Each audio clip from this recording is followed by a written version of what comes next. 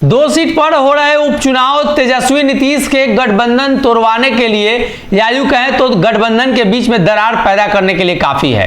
पहले सीट बंटवारे को लेकर चर्चा हुई। सीट बंटवारे में दोनों सीटों पर जदयू ने दावा ठोका था और कायदे से ये दोनों सीट राष्ट्रीय जनता दल भी लड़ना चाहती थी और कायदे से बात की जाए तो मोकामा की सीट राजद की थी। लेकिन इन सभी मामलों से हटकर अब मुख्यमंत्री नीतीश कुमार चुनाव प्रचार में जाएंगे या नहीं जाएंगे, इस बात को लेकर चर्चा है। हालांकि नीतीश जी जब प्रचार करने जाएंगे तो वहां उम्मीदवार के पक्ष में क्या प्रचार करेंगे।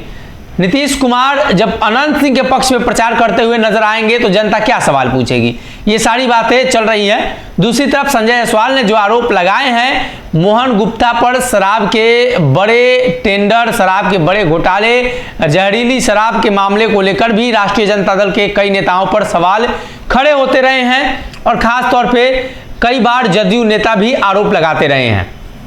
लेकिन जब गठबंधन बदली है तो विपक्षी दलों पर आरोप लगाना आसान हो जाता है।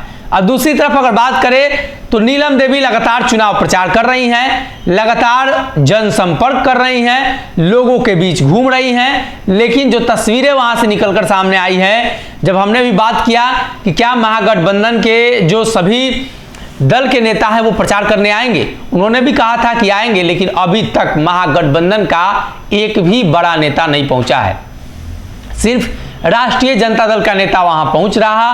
और बात की जाए तो ललन सिंह, नीतीश कुमार की अभी तक कोई जनसभा, कोई रैली, कोई रोड शो नहीं हुआ है और इसको लेकर नीलम देवी का दर्द छलका है। उन्होंने अब भी नीतीश कुमार पर भरोसा जताते हुए कहा है कि नीतीश जी आएंगे, हमें भरोसा है। लेकिन देखना यह होगा कि महागठबंधन के प्रसार में नीतीश कुमार कब जाते हैं। इसके पहले बोचहा में उपचुनाव हुआ था तो आपको याद होगा एंड मौके पर, अंतिम मौके पर नीतीश कुमार का चुनावी रथ वहां उतरा था और ये रथ उतरा और 15 सालों के शासनकाल का जिक्र किया और प्रत्याशी के बारे में बिना कुछ बोले उड़ गया।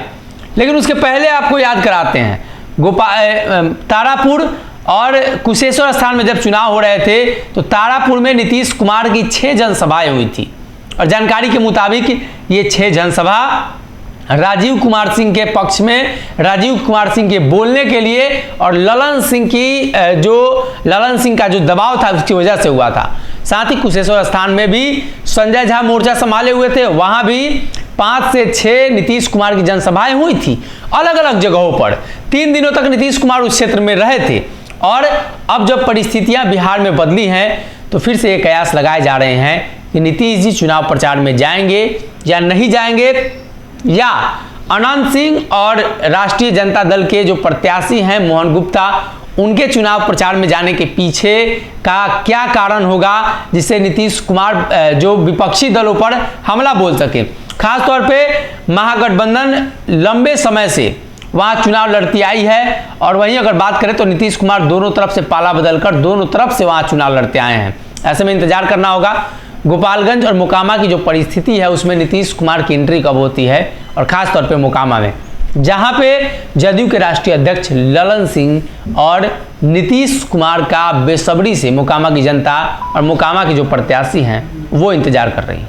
अगर ये वीडियो पसंद आई और वह बिहार के राजनीति और बिहारियत से सरोकार रखेनी तो सब्सक्राइब बटन दबा के चैनल के सब्सक्राइब कर ली। ओजे एगो घंटी बा, ओकरा बटन दबा देला से कुल सटीक और मारक खबर रुआ मुफ्त में मिल जाई।